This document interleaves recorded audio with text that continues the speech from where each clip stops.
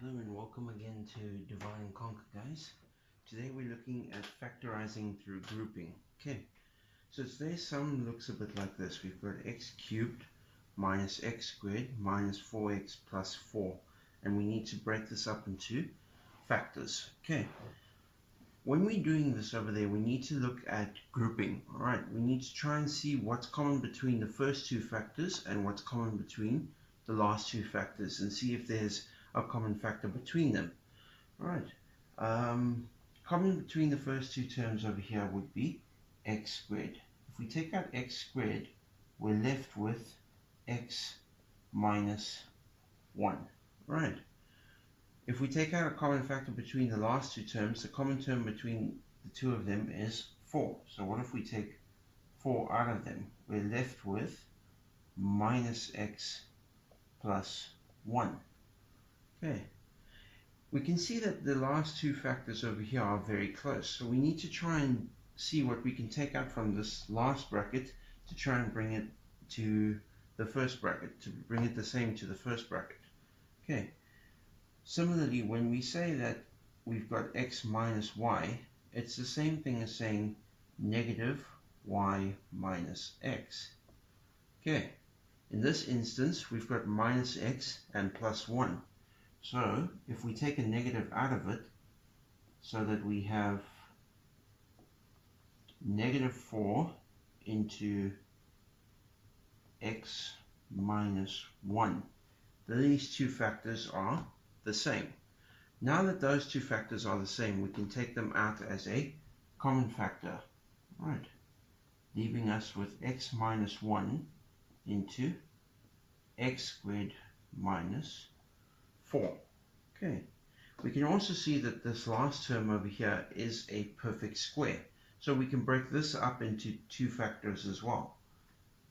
The way that we do that is we turn it into x plus 2 and x minus 2. Alright. If you multiply these two brackets out, you'll find that it comes to x squared minus 4. The way we know that is we're going to take root of x squared and put it here in the first bracket, and then root of x squared and put it here in the second bracket, and then we're going to say plus root of 4 and then minus root of 4. Okay, and when you multiply this bracket out, you'll get to x squared minus 4. X times x will give me x squared. X times minus 2 is minus 2x plus 2x. So minus 2x plus 2x, that gets rid of that. And plus 2 multiplied by minus 2 will give me minus 4. All right. And this is known as the perfect square. And this is how we break it up. So we say root of x squared plus root of our constant, and then root of x squared minus the root of our constant. Okay.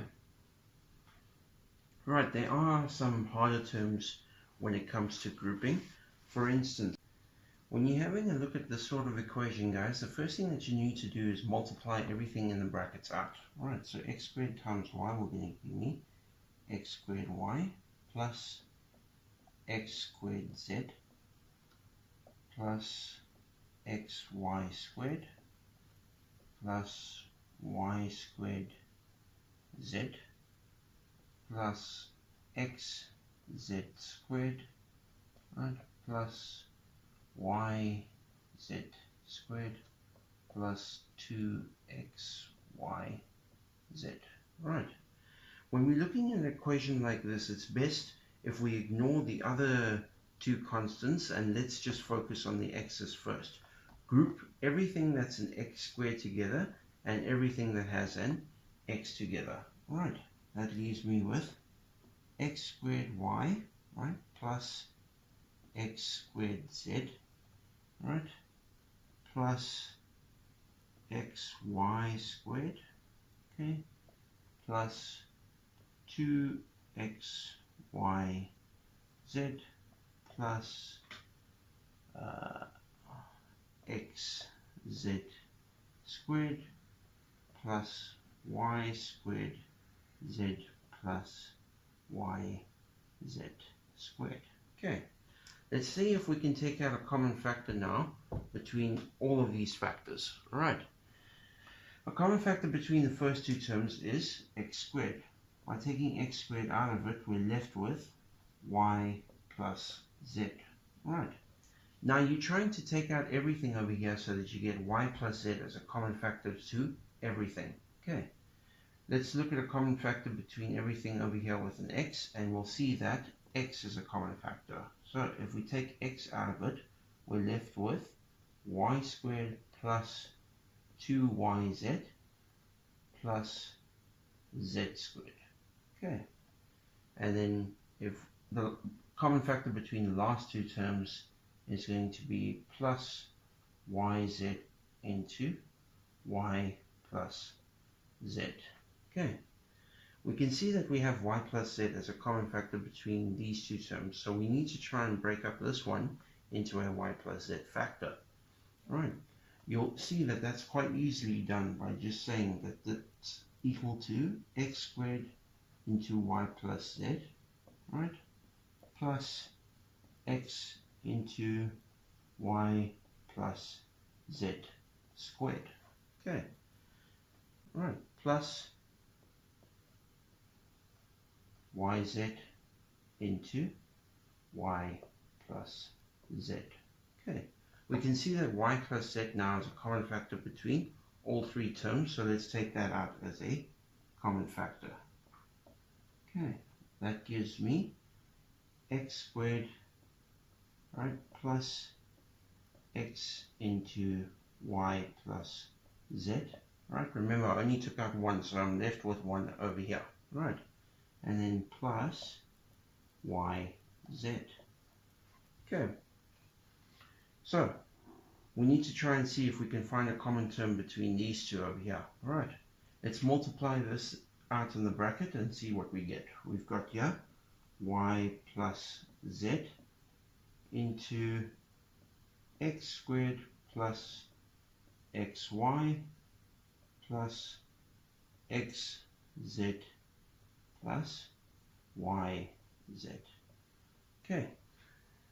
Do we have a common factor between the first two terms and the last two terms? Yes, we have a common factor of x in the first two terms and a common factor of y in the last two terms. So, let's take out z over here as a common factor and x as a common factor over here.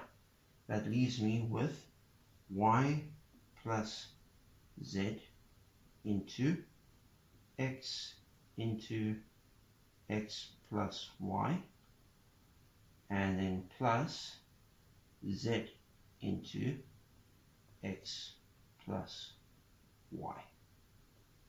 Okay, taking x plus y out then as a common factor, y plus z into x plus y into